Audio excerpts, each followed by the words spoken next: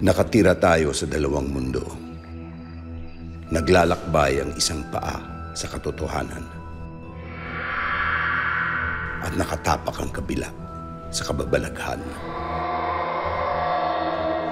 Ngayong gabi, ang inyong matutunghayan ay mula sa koleksyon ng mga kwentong galing sa kabilang dako.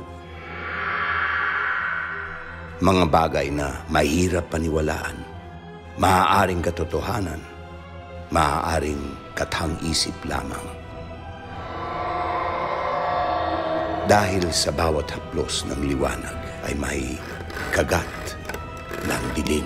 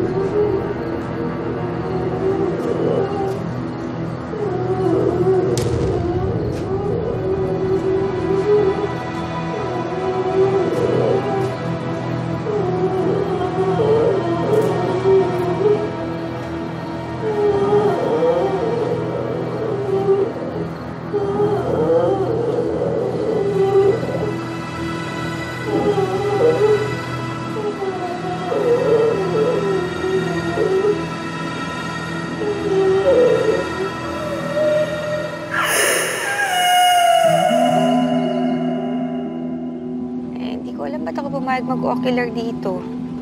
Ikaw naman kasi may experience sa real estate, Ate Maya. Malay mo, malaki ang worth ng resort na iniwan sa atin ni Tita Pearl. Claire, layo sa sibilisasyon itong sityong to. Tingnan natin na, good luck sa akin. Buti na lang may interesadong developer ng subdivision. Pwede natin itong ma-dispose kaagad. Kaya lang, eto na, napakalayo. Hindi ko alam nasan na ako lupalop ng mundo. Hayaan mo, Ate Maya. Titirhan ka namin ng cake ni Tito Charlie. Oo, sige na. Hindi kaya... Ay, nako. May sa... Hello? Hindi ba? Hello? Claire? Claire, hello? Wala na yata signal dito, ma'am. Wala na ba? Oo nga, no. Ito nga ang GPS natin, ma'am, eh. Kanina pang patay. Naku, ang hirap naman dito. Wala pang signal, oh. Alam niyo ba kung mga email kung malapit na ba tayo? Tanong-tanong muna tayo, meron ba mapagtatanungan dyan?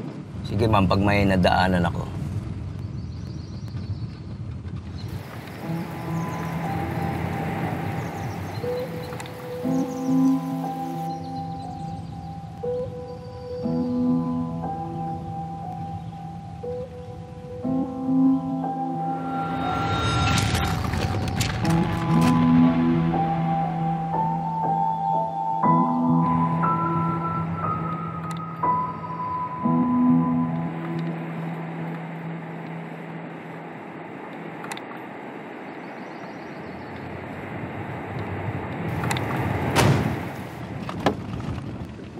Ano nangyari? Ano yun? Naku, ma'am, baka may naapakan yata tayo, eh. Emil, mag-ingat kayo. Mahirap pa naman dito.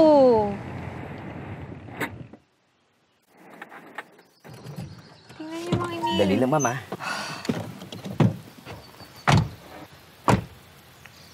Ano, Mang Emil, sadyang tama? Naku, ma'am, pag minamalas nga naman, oh. Ha? Flat, ma'am, oh. Paano na yan? Wala pa naman signal dito. Tahingi ng tulong. Walang signal dito, miss. Ganito talaga dito. Maswerte ka na kung makasagap ka. Kailangan mo ba ng tulong? Sige, Brad. Kuya, alam niyo ba kung saan yung San Malverde? San Malverde na to. Saan ba kayo punta? Sa San Malverde Resort ho. Malapit ka na. Mga 200 metro. Nandun ka na. Ah, malapit na pala. Sige, Mang Emil, mauna na ako. Sunod na lang kayo. Hala, Mamaya! Ano? Nasigurado ka ba dyan, Mamaya? Mang Emil, malaki na ako. Sige. Okay? Ingat ka, ma'am.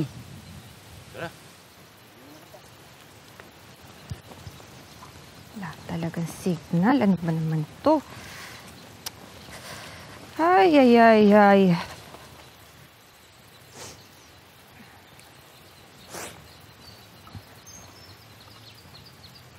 Excuse me.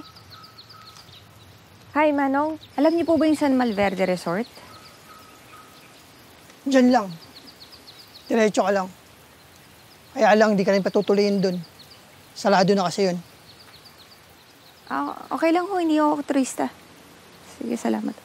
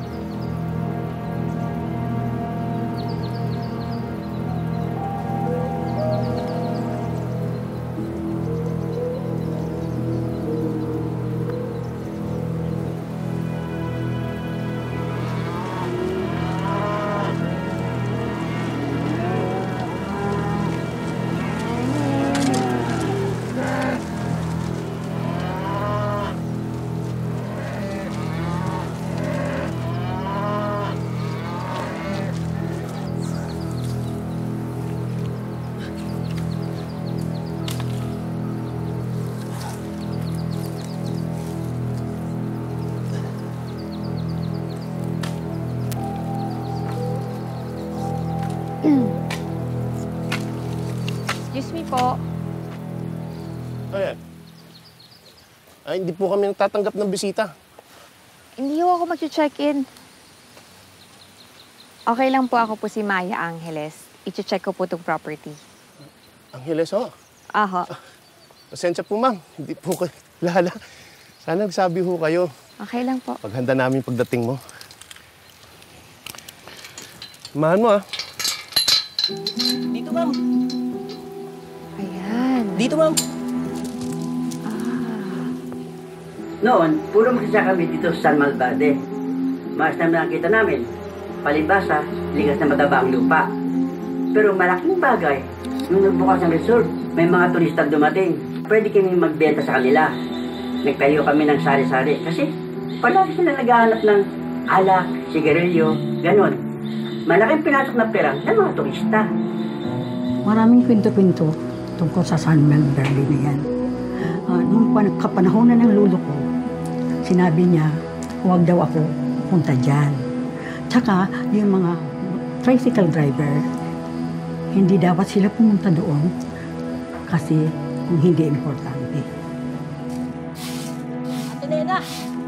Ate Nena! May bisita po. Hi. Hi. Magandang hapon po. Ano po bang sadya natin? Pasensya ka na, sarado na kasi kami. Okay lang kasi may aasikasuhin lang ako dito. Ako pala si Nena. Ako si Maya Angeles. Maya Angeles? Miss Maya Angeles. Ikaw lang po ba? May driver ako kaso iniwan ko sa may labasan. Nasiraan kasi kami. Nauna na ako dito. Ganun ba? Oo. O sige, pasok na lang muna tayo sa loob. Puntahan natin yung manager ng resort, si Ma'am Luz. Sige. Kayo, pasok po kayo.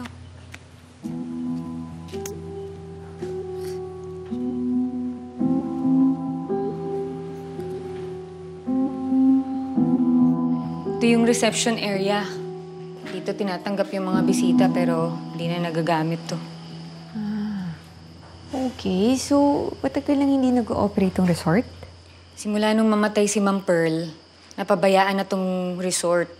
Hindi na rin nabayaran yung kuryente, kaya walang ilaw dito.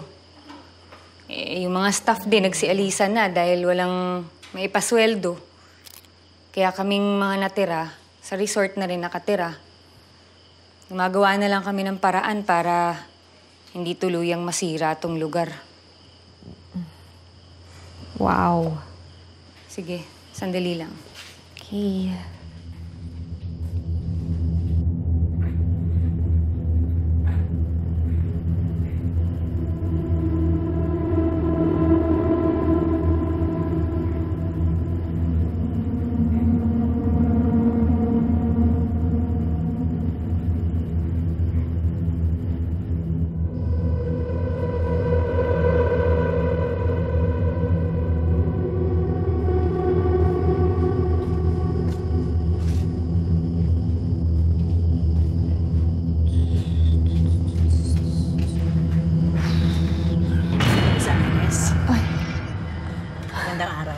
Ako si Luz, taga-pamahala dito.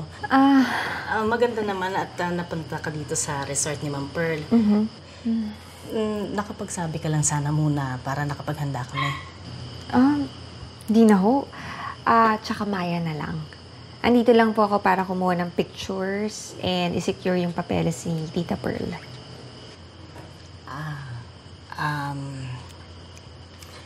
Gusto mong iikot kita sa lugar? Sige po. Okay lang ba? Sige. Okay. Nena, yung billing ko sa'yo. Tara. Simple lang ang buhay namin dito sa San Malvete. Sigurado akong magugustuhan mo dito. Ito yung mga cottage namin. Presko dyan kahit tirik ang araw. Itong pool, regular ko yung pinapalinis. Malamig pa yung tubig. Pag lumubog ka, hindi mo nagugustuhin umahon. Ito yung isa sa mga negosyo ni Ma'am Pearl. Poultry. Kita mo naman, medyo napabayaan na. Kulang kasi ng pondo. Oo nga po, nataanan po namin yan kanina eh. Sayang naman po. Ang laki pa.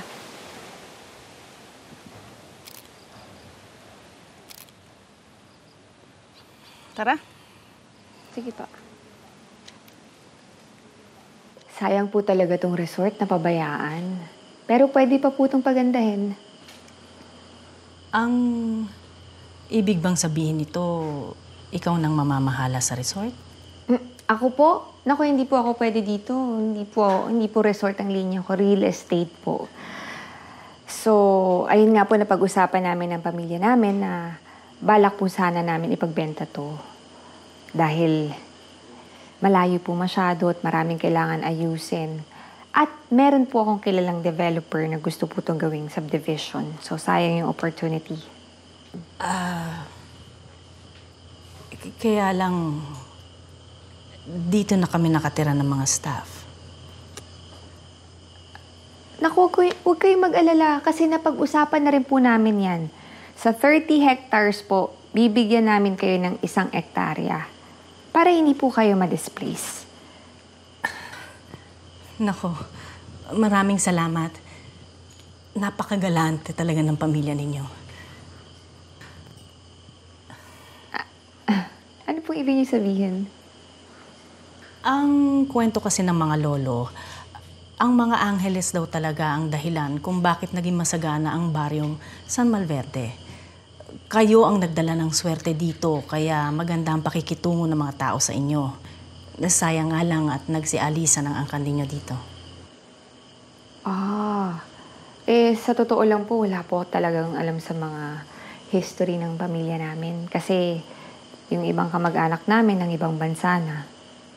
Ang sabi sa akin, ang buong lugar na to ay hasyenda ng mga Angeles bago gawing resort. At ang sabi din nila, ang isang pamilya daw ay nananatiling konektado sa lupa kung saan sila nagmula.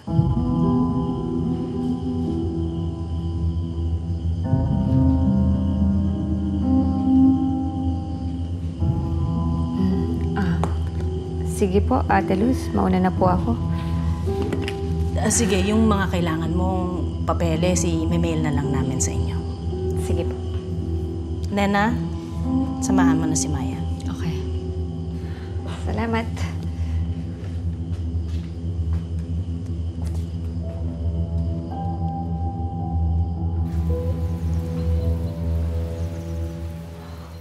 Oh, Mang Emil, kamusta yung sasakyan? Mamaya, negative. Tapos, sira din pala yung spare ng gulong natin. Ma'am, ang layo na pala natin dito sa vulcanizing. Nako, dito na lang talaga muna kayo matulog. Total, marami namang cottages dito eh. Mabilis lang namang ipalinis. Naku, hindi pwede. Kailangan kong bumalik ng Maynila mamaya eh. Eh baka kasi pagbalik nyo doon, sarado na. Maaga matulog ang mga tao dito. Dito na lang muna kayo mag-relax-relax. Bukas ng maaga, ipasundo na lang natin yung mekaniko.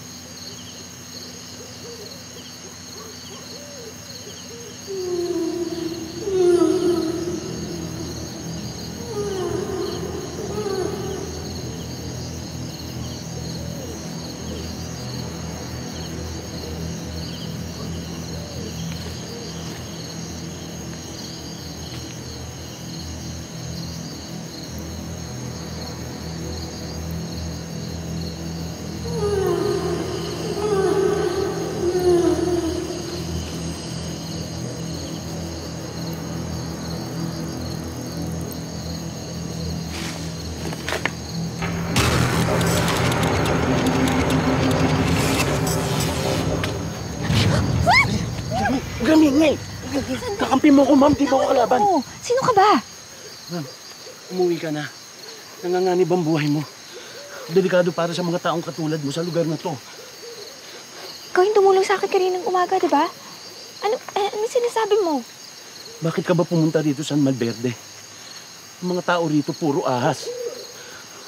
At ang karamihan sa kanila, deboto ni Sitan. Ano? Ano sitan-sitan pinagsasabi mo? May kulto rito sa San Malverde. Sumasamba sila sa demonyo na kung tawagin ay Sitan. Kaya kung ako sa'yo, ma'am, umalis ka na bago ka mapahamak. Sige na, bas ka na.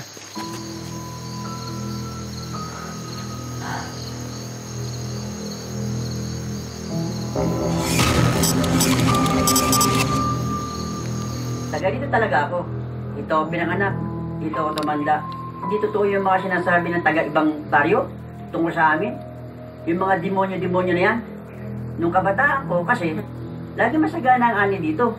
Kaya kinakikita kami kung ano-ano kinakalat nila. Alokohan yun.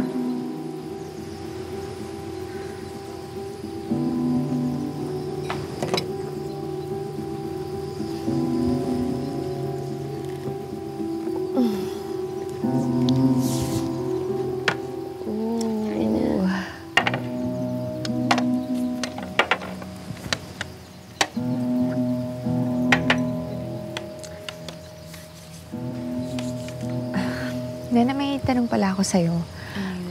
Ano ibig sabihin ng mga symbol sa dingding? Kung san-san ko kasi nakikita yan eh. Pangontra ng malas yan. Mapamahiin kasi ang mga tao dito sa San Malverde. Lalo na si Ate Luz.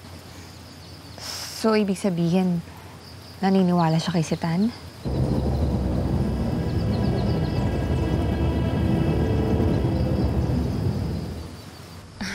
Dami langaw dito. Taglangaw ngayon. Nirereklamo nga to ng mga guests namin dati dito. Mamaya!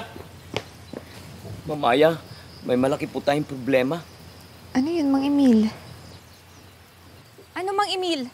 Ma'am, kahapon, ma'am, gulong lang naman ang problema. Bakit ngayon hindi ko alam bakit nagkaganito na ito?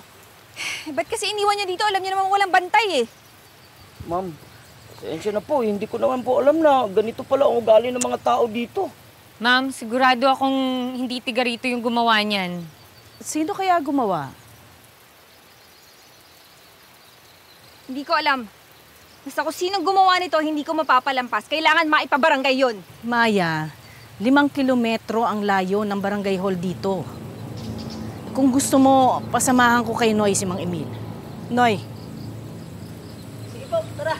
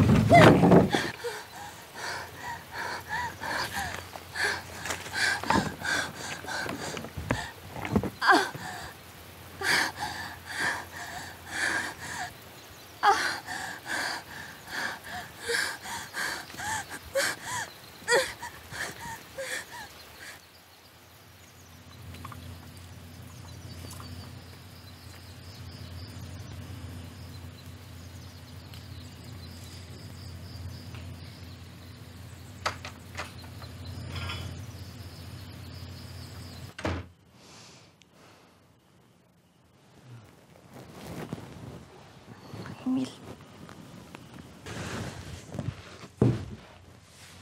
Mamaya, ano pong nangyari sa inyo? Natagpuan po kitang nahimatay doon kanina.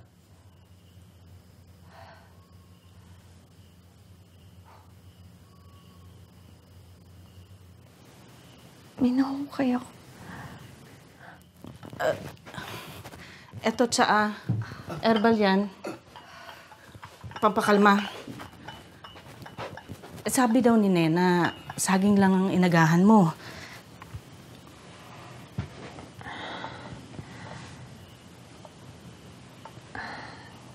Ate Luz, totoo po ba yung sitan? Sita na naman. Huwag ka masyadong nagpapaniwala dyan sa mga kwentong baryo.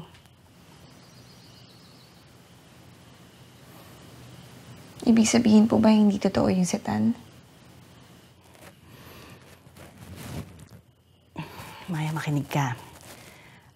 Ang sitan, kwento-kwento lang ng mga matatanda para matulog na maaga ang mga bata at hindi sila maging makulit.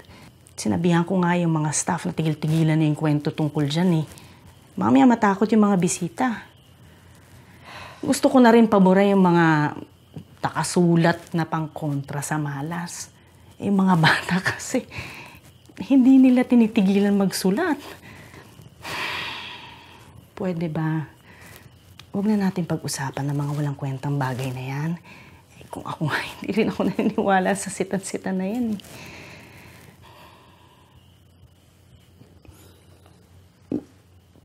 Ma'am, siya nga pala, hingi pala ako ng pera sa'yo, pambili ng pyesa. Wala pala akong dalang pera. Hawakan niyo muna yun.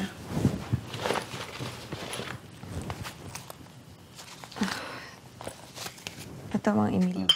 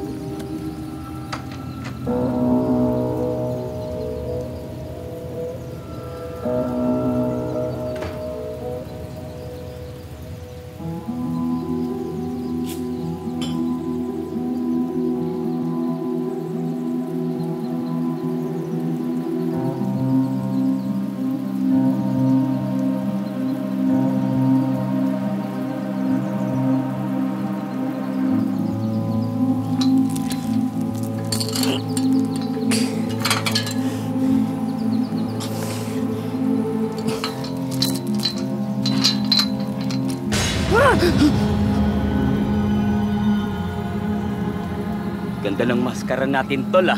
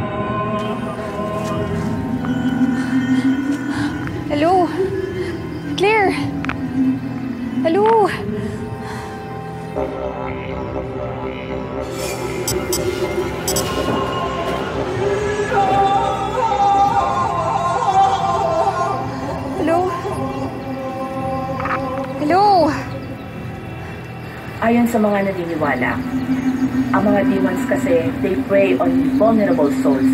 Kaya ang madalas nilang target ay yung mga kamakailan lang na nawala ng mga minamahal sa buhay or dumanas ng matinding trahedya. Kumbaga kasi, the work is already halfway done.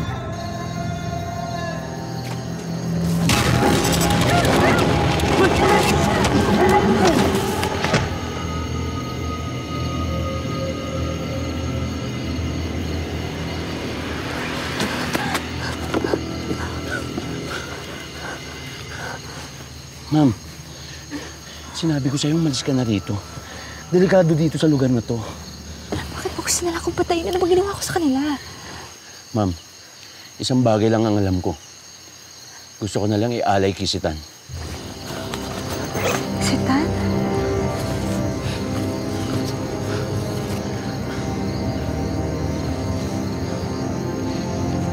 Yan ang dahilan kung bakit ako nandito. Sa asawa ko, kay Corazon. 2 taon na nakalilipas. Nagkaroon sila ng team building dito. Tanging asawa ko lang ang hindi nakabalik. Hindi siya nakauwi. Walang mahanap ang mga pulis. Kaya ako bumalik dito para mag-iimbestiga. At nalaman ko ang tungkol sa kulto ng San Malverde. Ang tungkol sa alay. Hindi ko rin alam kung buhay pa o patay ng asawa ko. Kaya kailangan ko malaman kung ano talaga nangyari sa kanya. Kailangan magbayad. Ang dapat magbayad. Ang ibig mo sabihin totoong Sitan? Ang mga taga San Malverde. Sila ang mga demonyo. Ma'am, di mo ba ako naiintindihan? Tex, ibig sabihin tao yung nakita ko dun sa hukay. Hukay? Saan? Sinabi ko naman sa'yo, Melchor. Nagawan ko ng paraan. Anong paraan? Nakapasok yung babae dito. Marami rin nakikita. At kung makatakas siya, makapagsumbong, makapagsalita. Sigurado imbestigahan tayo dito. Maraming malalaman dito ang lahat. Hindi pa huli ang lahat. Mapirmahan lang ang papeles. Atin ang lupa. Papeles? Turo ka papeles. Melchor, di ito panahon ng katutubo na salita lang, kasunduan na. Kailangan natin maghintay. May proseso. Mukhang inuunsi mo na kami. Nakapagdating ng panahon sa pangalan mo na ang lupang ito. Nababaliw ka ba? Tapat ako sa Sitan. Sinungaling!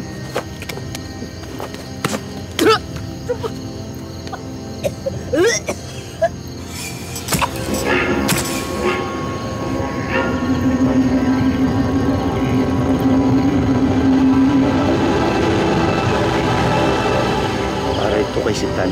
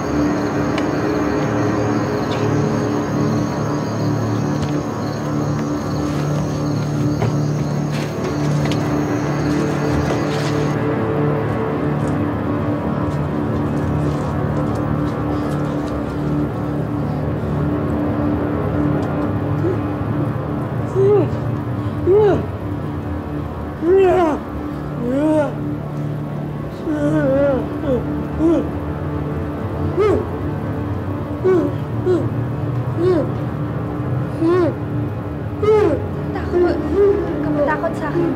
Huwag ka magkila. Hindi kita sasaktan, ha? Huwag ka mag-ingay. Simon, bakit? Bakit? Ano? Shh! Papatayin ko. Simon, kailangan natin makatakas dito ngayon ha. May mga gamit ako sa kotse, tulungan natin siya. Hindi. Simon, bumalik ka dito.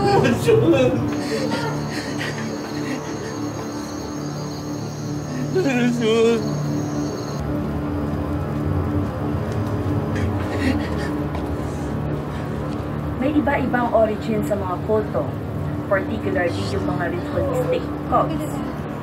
Yung mga nag-o-offer ng animal and human sacrifices. Kaya ilan sa kanila ang naniniwala na bibiyayaan sila ng kanilang sinasamba kapag ginawa nila lahat ang mga ritual na ito.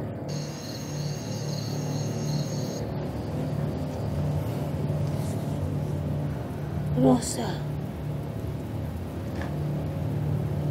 Rosa ang pangalan ko.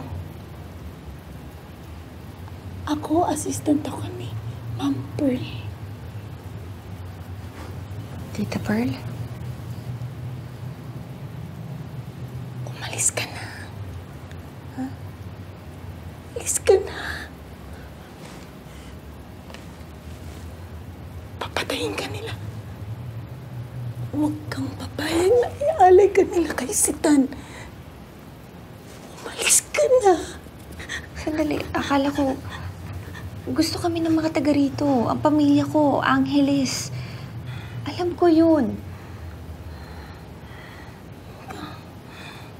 Mga ninuno mo. Silang may kasalanan kung bakit nandito si Sitan. Dahil sa kasakiman ng angkan mo. Ibinenta nila ang San Malverde sa demonyo. Ano?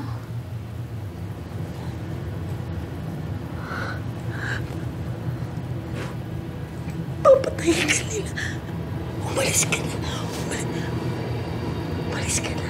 Papatayin nila tayo. Papatayin nila kami. Umalis ka na. Papatayin nila. Papatayin nila. Rosa, di ba? Tama? Huwag ka mag-iingay, ha? Tayo mamamatay pag nag-ingay ka. Sandali. Si Nena. Si Nena, papatayin nila si Nena. Rosa, dito ka lang, ha? Babalikan kita. Sandali.